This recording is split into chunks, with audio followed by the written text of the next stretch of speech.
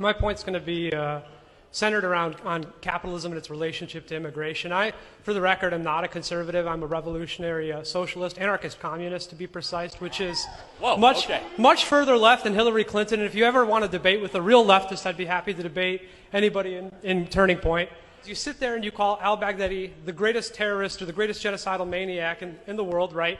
While ignoring the United States' historical role in the exploitation and the genocide of the indigenous peoples that lived here and the conditions that we consistently subject African American communities to, which I know what you're going to do. You're going to point it to Democrats. Yeah, the Democrats suck, by the way. I don't like the Democrats either. Like if Joe Biden and Hillary Clinton is about as far left as you go, you need to keep going.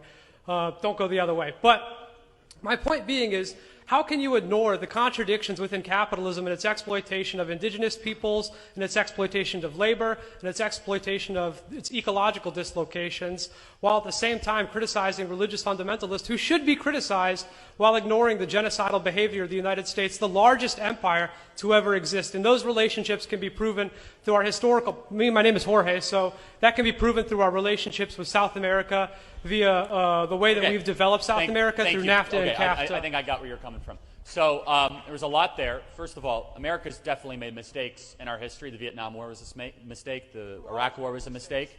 But America is not a mistake. The world is a better place because of America. Allow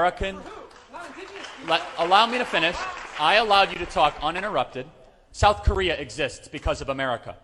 America went into the Korean War for one reason only, to make sure that the Korean communists did not control the entire Korean peninsula. Tens of thousands of Americans died, so now that tens of millions South Koreans can live free.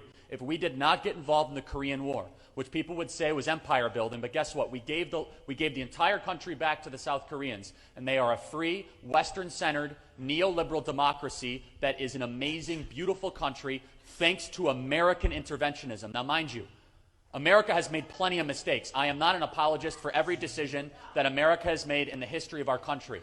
However, America is a country that has made the world a better place. The world is more generous, more fair, more benevolent, more creative because of the American experiment and because of our country. When people are in trouble, America steps up. When there's a humanitarian crisis, America steps up. Most valuable countries, the largest cultural influence, and here's the final way that we can prove that America is indeed the greatest country ever to exist. There's two ways. Number one, we're the only country in the world where even those people who say they hate it refuse to leave. I'm waiting for all these celebrities to leave America, and I haven't seen it.